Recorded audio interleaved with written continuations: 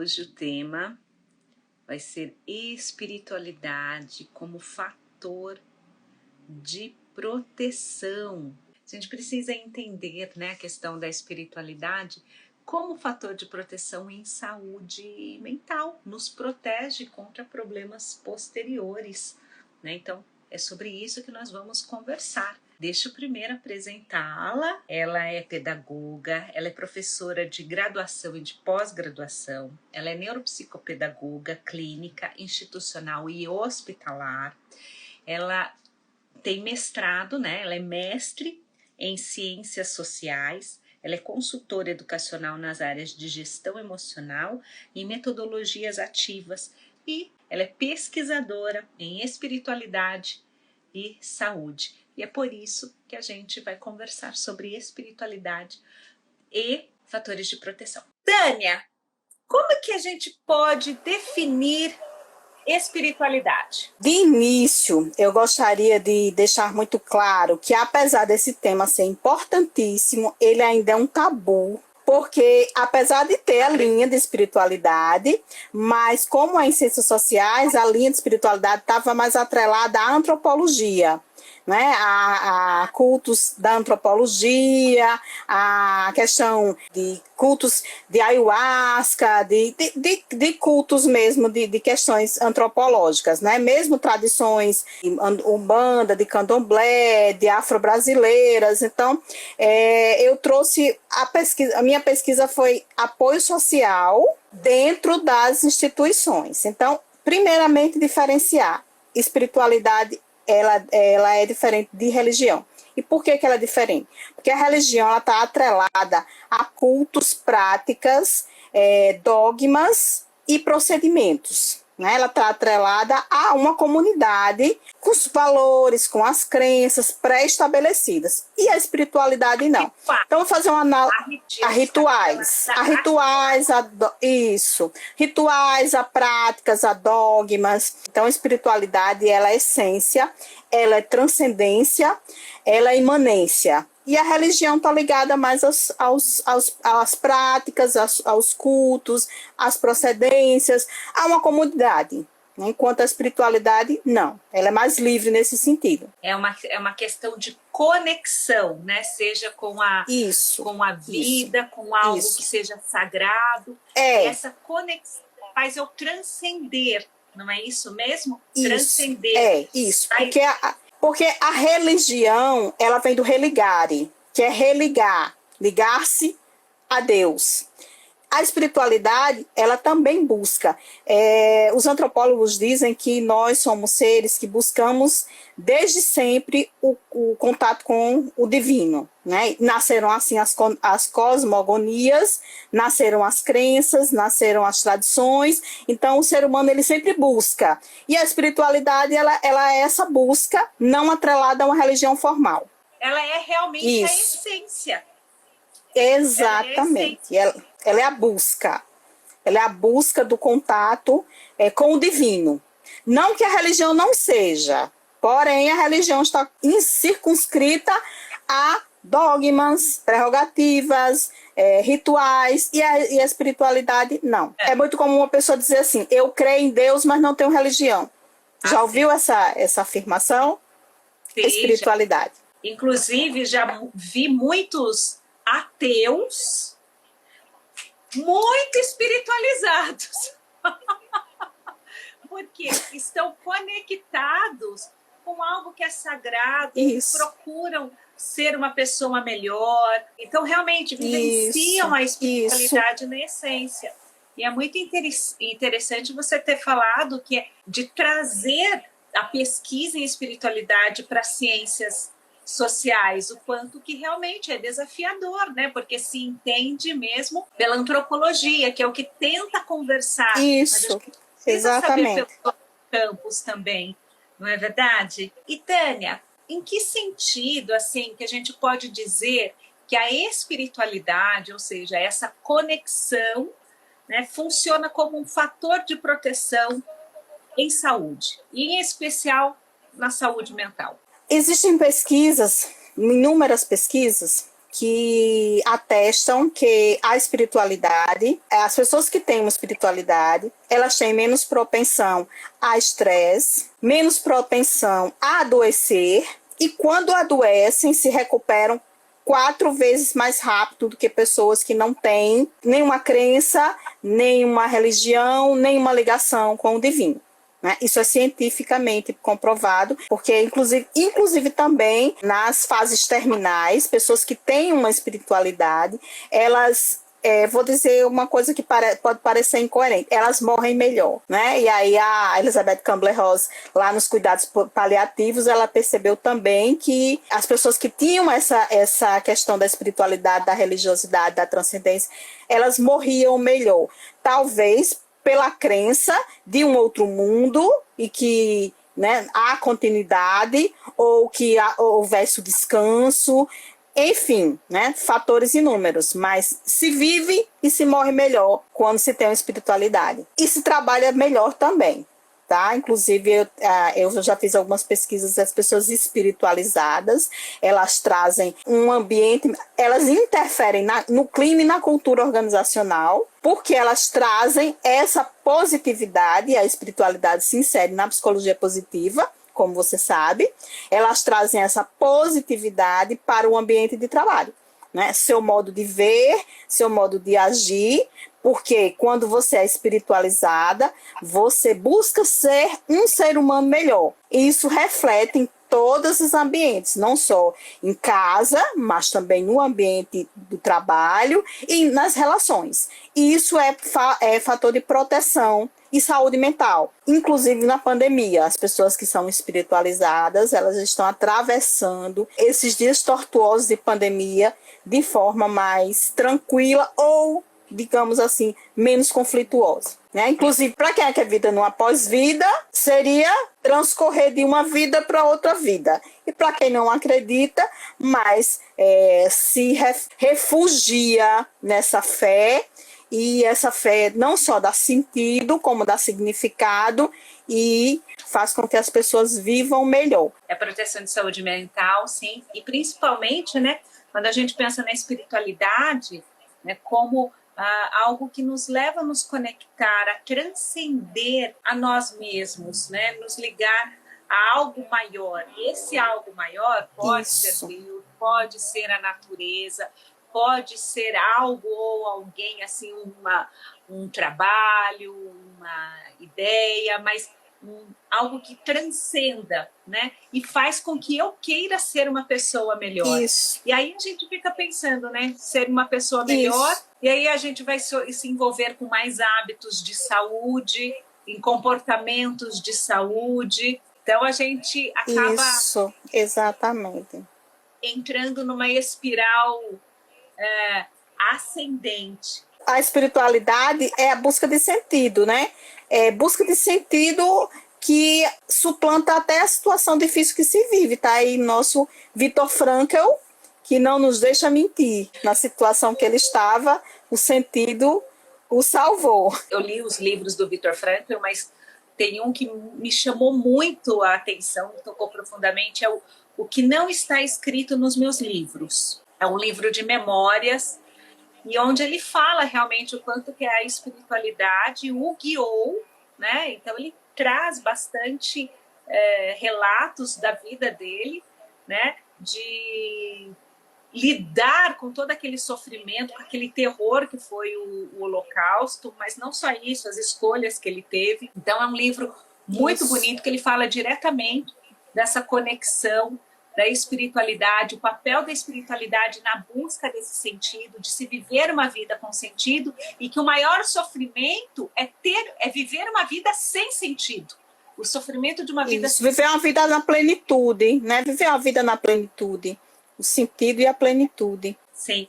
E é possível a gente pensar na espiritualidade nos locais de trabalho, Tânia? Sim. As pessoas confundem um pouco espiritualidade no ambiente de trabalho com religião no ambiente de trabalho. Então, e aí complica. Por quê? Porque as pessoas levam práticas religiosas para o seu ambiente de trabalho. Então, você trabalha com uma pessoa que ela espalha imagens no seu ambiente de trabalho, ou ela diz assim, isso aqui está muito carregado, traz um incenso, não sei o quê. Então, elas trazem rituais, procedimentos da sua religião para dentro do ambiente de trabalho. A espiritualidade no ambiente de trabalho não é isso. Porque a espiritualidade são esses valores. Então, é trazer os valores de resiliência, de fazer ao outro o que você quer que faça a você, de tolerância, de positividade. Então, a espiritualidade no ambiente de trabalho é trazer valores, não crenças. Valores, né? Porque as pessoas confundem assim, eu vou trazer a religião para dentro da minha empresa, e não é assim, né? Você vai trazer os seus valores de quê? De querer ser uma pessoa melhor, de ser uma pessoa paciente, de ser uma pessoa que ouve o outro, e como os orientais dizem, né? O Namastê, eu reconheço o Deus que há dentro de você, como reconheço o que há em mim. Então, esse reconhecimento do Ser Supremo nas suas práticas do dia a dia. Não religião, não trazer a religião e interromper e fazer rituais, não assim, mas os valores, porque a espiritualidade, ela é essência, né? E quanto à essência, ela trabalha com valores. Existem muitas pesquisas que dizem que as pessoas que são espiritualizadas, ela tem um comprometimento com a empresa, elas mudam menos de emprego, justamente porque elas se comprometem, e elas trazem um redimensionamento ao ambiente organizacional muito bom, porque elas vivem, a espiritualidade é viver. É viver. Viver. Então, não é fazer rituais, é viver. Sim, e a questão da espiritualidade, né? É a gente vivenciar, não é o falar, né? É o vivenciar. É o fazer. Colocar na ação virtudes, valores pró-sociais, de compaixão, de amor, querermos o bem do outro e também o nosso bem. Isso é a espiritualidade, né? É aquilo, transcende ao nosso ser. A gente sai do nosso umbigo, passa a entender a humanidade. Eu acho que é isso que tem que ficar claro, né? A questão da espiritualidade, não existe um nós contra eles. Não é eu contra eles. Né? Eu estou certo e ele está errado. Não, todos nós podemos e devemos, né, colocar virtudes em ação para a construção de um mundo melhor. E independentemente de religião. Porque a espiritualidade, ela acolhe todas. Ela não tem julgamento de valor. Ela não julga se a sua é melhor do que a minha, se a sua é melhor do que a outra. Ela acolhe. Na hora que ela acolhe, ela traz para si. São os valores. A pessoa espiritualizada, ela não chega dizendo assim, eu sou muito espiritualizada. Né? Ela não chega dizendo isso. Por quê? Porque a pessoa espiritualizada, ela já entendeu. Ela já entendeu do que se trata. Então, pensa assim, eu sou muito... Você jamais vai ouvir uma pessoa espiritualizada dizer assim, eu sou muito espiritualizada. Né? Por quê? Porque não é essa a ideia. A ideia de acolhimento, de respeito às diferenças e de acolhimento. Exatamente. E é possível, então, a gente vivenciar a espiritualidade mesmo com as instituições fechadas. É possível ser espiritualizado e não ter religião. Sim. É plenamente possível. E é possível ser religioso e não ser espiritualizado. Acredito. Também é plenamente possível. Conhece um monte de gente. Pois é, que faz as práticas, faz os rituais, faz todo aquele... Mas, na sua essência, não é espiritualizado. Inclusive, tem um psicólogo transpessoal, um terapeuta transpessoal, que ele fala justamente que algumas pessoas, para não trabalhar essa espiritualidade, elas fogem de trabalhar suas questões, inclusive psicológicas, foge para a religião. E aí ela também nunca se encontra. Nunca se encontra em religião nenhuma. Nem se ela for espírita, ela vai peregrinar de centro em centro e nunca vai encontrar aquele que seja bom. Se ela for católica, ela vai sempre de igreja em igreja e assim sucessivamente. Por quê? Porque ela está fugindo do que é necessário ser trabalhado para uma espiritualização, uma pseudo-espiritualização, né? Ou seja, eu jogo tudo para a religião para não ter que trabalhar as minhas questões, né? Ao contrário também, você pode ser espiritualizado, não aderir a nenhuma religião específica. Porém, quem é espiritualizado respeita todas, porque todos os caminhos levam a Deus. Ah, com certeza. Cada um tem um GPS, a gente quer chegar num lugar. Isso. O GPS vai... A religião é a roupa. A religião é a roupa que você vai usar. Você vai escolher aquela que lhe adequa.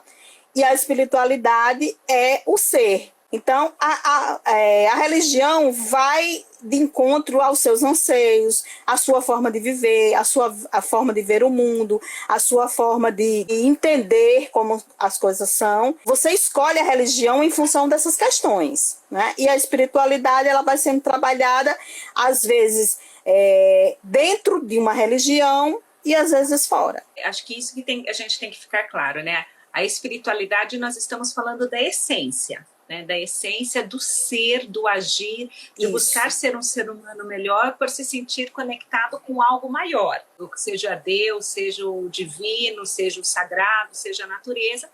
E essa conexão, essa certeza de que existe algo maior faz a gente transcender e faz a gente querer agir de uma maneira mais compassiva no mundo, né? Respeitando o outro, seja outro ser vivo, respeitando o ambiente. Então, acho que isso que tem que ficar bem claro. E isso que protege, que é o fator exatamente de proteção mental. Voltando à sua questão, da saúde mental, o Durkheim vai dizer que o suicídio é um fato social, lá nos primórdios. E por que o suicídio é um fato social? Porque apesar que o suicida, ele comete o ato sozinho, existe um contexto social. Ele não foi amparado o suficiente, acolhido o suficiente, e por isso que ele diz que é um fato social, porque poderia ser evitado, se no contexto social, né, aquilo pudesse ser trabalhado. E aí a gente vê aqui em Natal, existe uma ponte, a Ponte Newton Navarro, que depois que ela foi construída, muitas pessoas cometeram suicídio lá, muitas pessoas. E aí um determinado grupo religioso, que se intitula Os Sentinelas, eles passaram 40 dias de plantão lá, revezando os membros dessa igreja, e foram mais de 140 pessoas impedidas de se matar nessa ponte. Pois é. Uau. E aí, onde o poder público não chegou, a espiritualidade chegou, né? Porque foi um trabalho belíssimo. Eles conseguiram porque faltava telas de proteção e as pessoas pulavam justamente nos espaços da falta dessa tela, e eles se revezavam dia e noite. Eles montaram um acampamento lá e eles se revezaram dia e noite durante 30 dias e foram 148 vidas. Exato, elas estavam vivenciando a espiritualidade na essência. Elas não estavam perguntando, elas estavam salvando vidas, elas não estavam falando qual religião é a sua, qual que é a sua, não. Elas estavam ali numa ação compassiva, vivenciando o amor, a compaixão na maior essência. Isso sim é espiritualidade. Isso. Mesmo. Na minha pesquisa, eu chamei isso de universalidade da religião. É um princípio de universalidade. Porque embora as pessoas não perguntassem que religião, e aí elas também aceitaram voluntários de outras religiões, outras pessoas foram se somando a esse trabalho, porque era dia e noite, por isso que era sentinela, né? Não ficava nenhuma hora do dia que não houvesse gente lá para impedir esse suicídio. Outras pessoas foram chegando e elas também não questionavam que religião era delas. Elas só somaram. Então, isso para mim foi o exemplo maior de espiritualidade que eu tenho visto nos últimos tempos, porque foi um trabalho belíssimo. Elas conseguiram doações e colocaram as telas.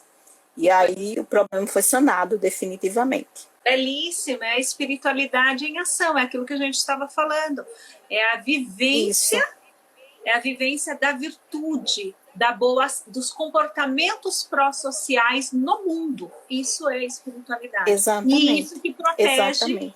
E isso que protege. E esse que é o fator de proteção. Porque existe a rede, né? Existe a rede de proteção que a espiritualidade ou a religião ela dá. Você faz parte de uma comunidade e aquela comunidade ela é uma rede de proteção. Então, por exemplo, nos centros espíritas existe o que eles chamam de triagem, que é o acolhimento psicológico. A pessoa passa lá, ela conta muitas vezes depressão, muitas vezes pessoas que estão com ideação suicida, e eles fazem essa triagem, caminham para os tratamentos, né? Nem todo mundo tem condição de pagar uma assistência de terapia, infelizmente. E eles também não perguntam que religião você é. Mais uma vez, o princípio da universalidade. Como você chegou aqui, quem lhe mandou aqui, porque você está aqui, não. Né? Só o atendimento. As igrejas, em todas as religiões, elas fazem esse acolhimento de outras formas, né, com grupos de oração, né? Então muitas pessoas entram em grupos de oração e através disso elas conseguem uma proteção, uma saúde espiritual, e aí já vão para as obras de caridade, que o Marcel Mousse, ele diz que é a dádiva, né, o dar e receber, que essa questão da religiosidade ela traz. Então quando você recebe do alto, você se sente na obrigação de você retribuir, que ele chama que é a tríade, né? Dar, receber, retribuir, né? Então você recebe e aí você vai também retribuir, que a espiritualidade promove, né, esse movimento de dar, receber e retribuir dentro das religiões, mas que algumas pessoas também fazem fora. É interessante perceber que esse movimento é dentro e fora das religiões, mas que as religiões elas promovem muito mais. Porque tem um código de valores, um código de ética, uma aderência, inclusive, de código de conduta. Então você aceita Jesus, né? Você aceita Jesus. Então você errou. Dali para frente você não pode mais, né? Vai, não peques mais. Então, a partir dali, você tem que ter um ajustamento a um código de conduta e de ética da religião a que você passa a pertencer, né? A questão do pertencimento também é fator de saúde mental. Pertencer a um grupo, pertencer a alguma coisa, né? O pertencimento, ele traz muita saúde mental. E aí a gente utiliza os recursos virtuais, né? Os recursos virtuais para fazer os grupos, porque realmente a religião, enquanto instituição de encontros, de dogmas, de rituais, de encontros mesmo, fornece esse grupo de apoio, né? Mas a questão da espiritualidade é o agir no mundo. É o individual.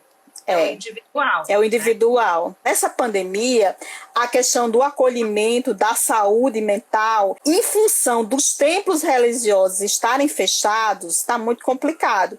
Por quê? Uma boa parte das pessoas não tem desenvolvido a espiritualidade, elas têm a religião. Então, elas não entenderam que a religião também está dentro delas, porque Deus também está dentro delas, né? Então, a espiritualidade na pandemia é um convite a encontrar Deus dentro de nós, né? Então, é um convite não de ir fora, não de fazer a visita à instituição religiosa, mas fazer a visita no nosso templo maior, que é o nosso íntimo. Então, ela está nos convidando a ver como estamos nos relacionando com Deus, inclusive, e conosco. Porque a espiritualidade passa também pelo autoconhecimento. Ah, sim, com certeza. É um convite para cultivarmos o nosso templo, né? O nosso jardinzinho interior, que esse que é o verdadeiro, né? Então, é um convite. Fechou-se as instituições, mas abriu-se o verdadeiro templo, né? O verdadeiro lugar para a espiritualidade realmente acontecer. Tá difícil para algumas pessoas, mas elas têm que entender que o Deus está dentro de nós. É como os indianos dizem, né? O Namastê, o Deus que habita em mim, saúde o Deus que habita no outro. Tânia, muito obrigada pela participação, pelos esclarecimentos. Agradeço demais. Foi um prazer ter você aqui para a gente falar de espiritualidade, fatores de proteção. Realmente, cultivar a espiritualidade nos protege, faz com que a gente fique menos ansioso, menos estressado, ajuda a diminuir o risco de suicídio. Então, muito obrigada. Eu que agradeço. Muito obrigada. Um beijo, Tânia. Beijo. Tchau, tchau.